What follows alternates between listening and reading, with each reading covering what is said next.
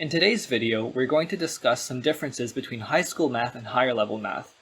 In particular, this discussion will lead us to consider some properties of functions that you may not have seen in high school math.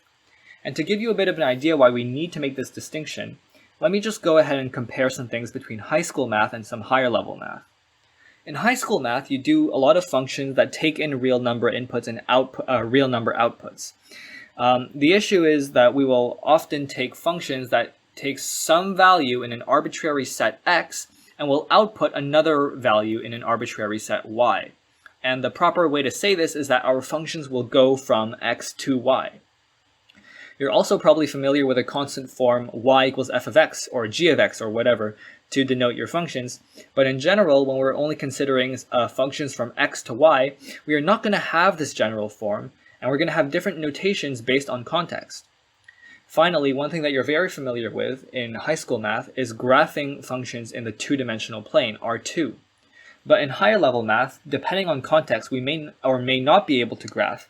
For example, think about higher dimensional functions, or when our sets x and y don't have very nice graphical representations like we do with the real number line. So with that being said, here's where we're going to be using these ideas of functions. We'll use them in particular next week when we talk about the pigeonhole principle and the induction principle. But then 2 weeks from now, functions will play a very crucial role when we talk about comparing sizes of sets. And we will see shades of this in today's video and the next video. Finally, in our second section of the program, we're going to talk about topological maps and topological invariants. Those are some very big sounding words, but really they just are special ways of calling functions. So with that being said, let's start by talking about some basic definitions of functions. We're going to let f be a function for most of today, and we'll call the domain of f just the set of points. So let me start writing the set of points for which f is defined. And we will often specify this in our notation, as we'll see in a bit. Our notation for this will be the domain of f, dom f. It's a set, so it's a set of points, and f is basically allowed to act on all of those points. Similarly, we have the range. Now, the range is just the set to which f assigns points in the domain.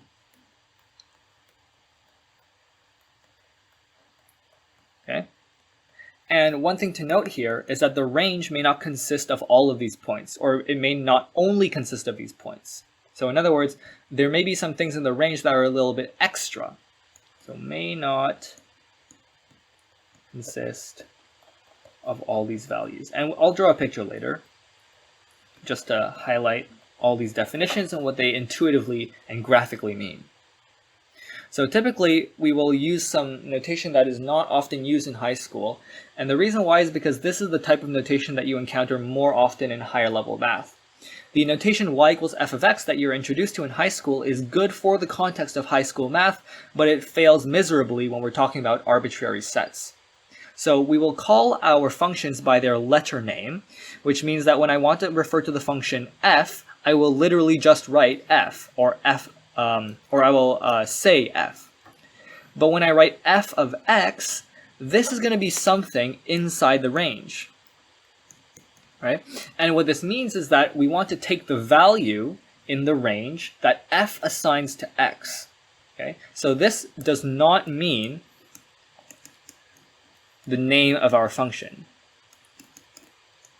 And you can see why there's a lot of confusion, because oftentimes in high school, you'll be sloppy and you'll write f of x when you want to write the name of the function.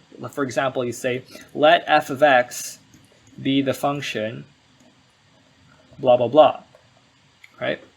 But other times, you will say f of x equals 3, right? So here are two different contexts that you will see in high school math, and they use the same notation. And this is typically referred to in math as abusive notation.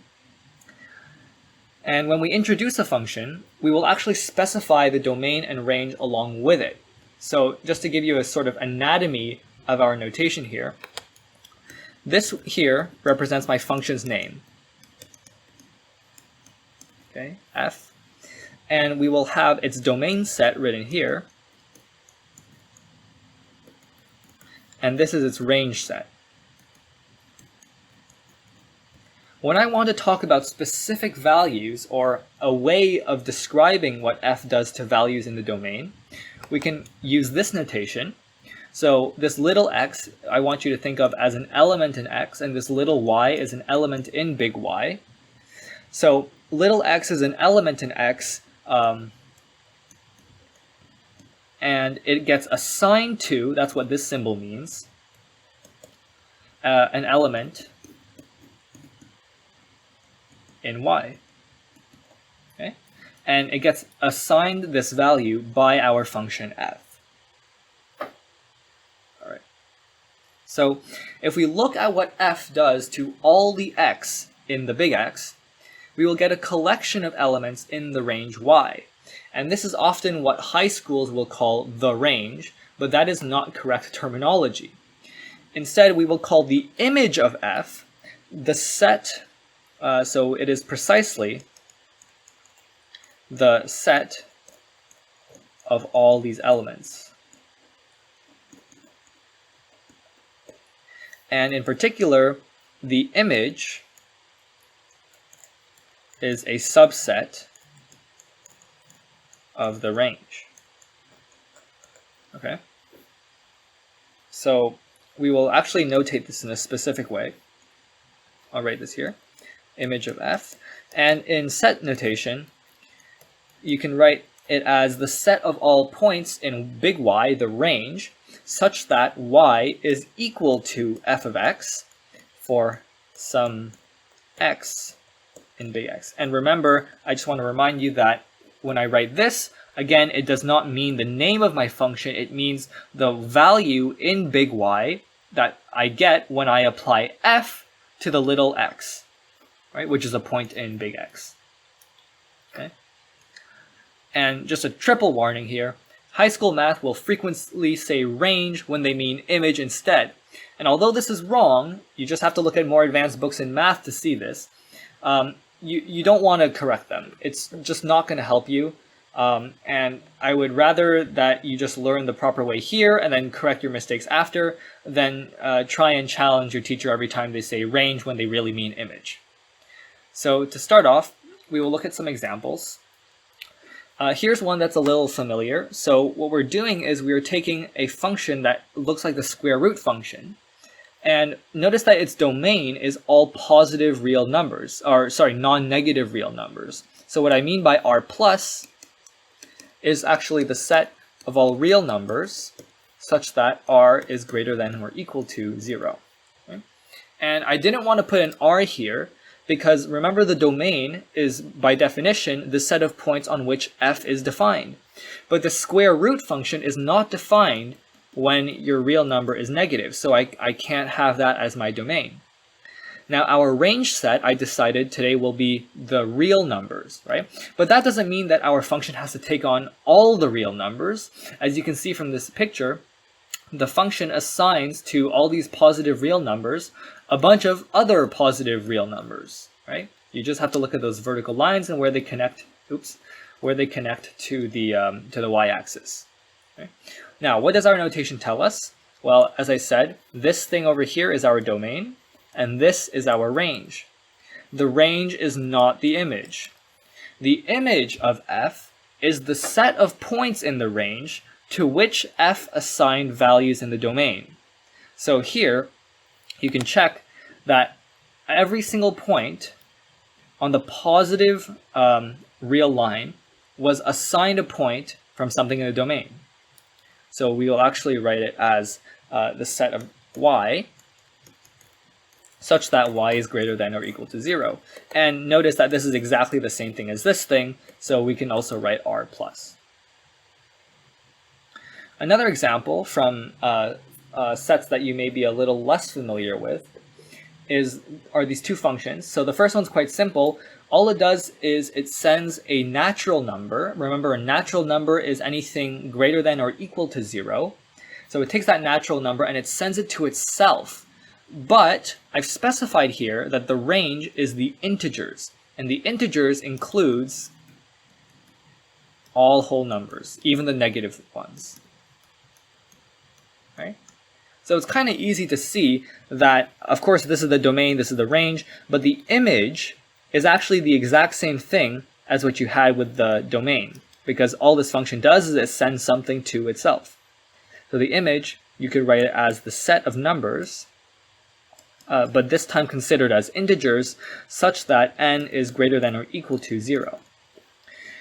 Contrast that with this function, which actually sends every natural number to 1 less than itself. Then the image we have to modify a little bit, so it's still a bunch of integers, but these integers now will in general be greater or equal to -1. Okay? So you can think about it, 0 will get sent to -1, 1 will get sent to 0, and you can just keep going on with this pattern, and you will see that the set of images is precisely this thing right here. Okay, so hopefully that's getting a little more solid now, because we're going to move to a completely new example, which is something that I came up with. Here, our function f is going from fruits, which I denote f, to alphabet letters, which I denote a. So I wrote my notation here. F is the set of all fruits, a is the set of all letters of the English alphabet, and our function is going to be defined as follows.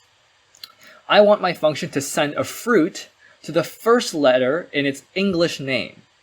So just looking at what the image means, the image is just going to be the set of letters in the alphabet that are the first letter in the name of some fruit.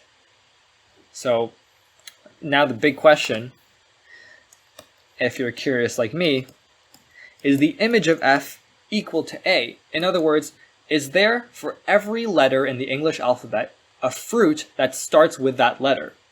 I mean, if you just start with A, that's pretty easy. A is apple, B, banana, C, I guess a cucumber is a fruit. The point is, that is how we're going to start our discussion about these three important properties of functions. So we'll come back to the example later, don't worry, and I'll give you an answer, at least what I think the answer is.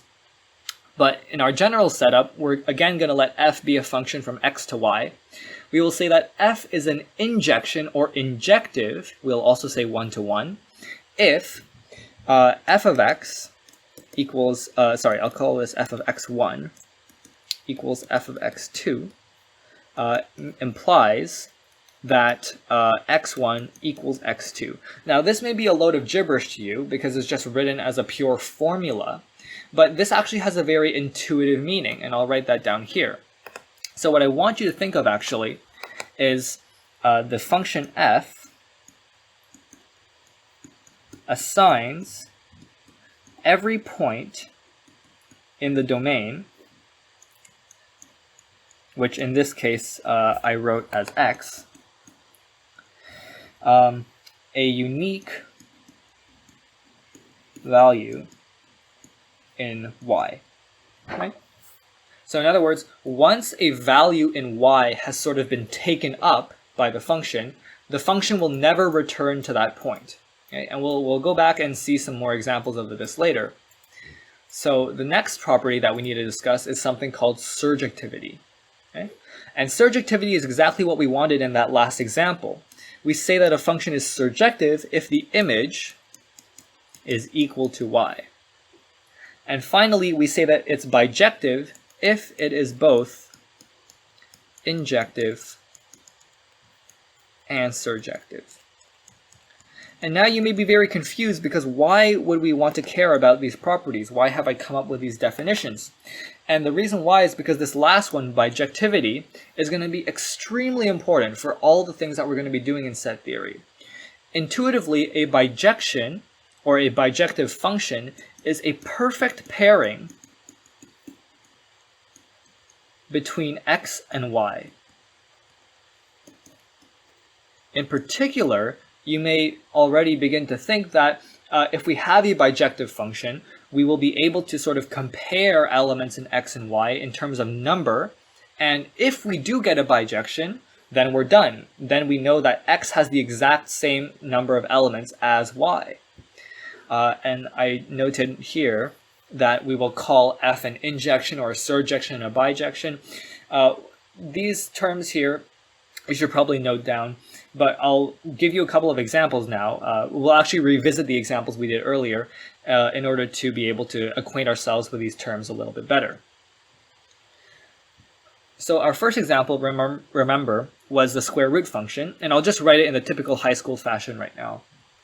But it is an injection, since f of x equals f of y does mean that root x equals root y, and this in turn only happens when x equals y, right? So here I just use definition of the function. And to go from here to here, I just had to square both sides. And there's nothing wrong with that because both of these are positive numbers. Okay? On the other hand, here is a non-example. Okay? So, on the other hand, let f of x equal x squared, right? Then, well, our function is actually not injective because we have f of x equals f of y. So let's assume f of x is equal to f of y, which actually just means that x squared equals y squared. Sorry, I should put an x1 here, x2. x1, x2. So I just don't want to confuse you into thinking that y is a y coordinate. So we should actually be a little careful here and just be sure that x1 and x2 are points in the domain, which in this case is the real numbers. Okay. So anyways, continuing where I left off, f of x1 is equal to f of x2 is the exact same thing as x1 squared equals x2 squared. That's just the definition of the function. And then if you try and solve this now for x1 or x2, you get a problem, right? Because when does this equation hold? Think about it. And it holds when x1 is equal to plus or minus x2 squared. Okay. So for example, if I knew that 2 squared equals to minus 2 squared, right? This does not imply that 2 is equal to minus 2. So therefore, this function is not an injection. Right? And neither are surjections, as you can tell, because they only assign values to the real numbers that are positive. And so because neither of them are surjections, neither of them can be a bijection. Remember, a bijection is just a function that is both injective and surjective. Right? Our second example I will leave to you as an exercise, but after we go through this third one, it should not be too hard to see or determine whether they are injections or surjections, and in turn figure out whether or not they are bijections. Okay? The last one, now I don't have a complete and solid answer to this because there's a couple of names of fruits that are a little debatable. So for example, I found online that zucchini is a fruit. Same thing with this weird thing that I'm not going to try and pronounce, voavanga. I think it's a tropical fruit. There are some others for the sort of weird letters of the alphabet. So what I'm going to say is that F is probably a surjection. I'm not going to spend my time searching up whether there's a fruit that begins with every letter of the alphabet. But the point is that it's clearly not an injection.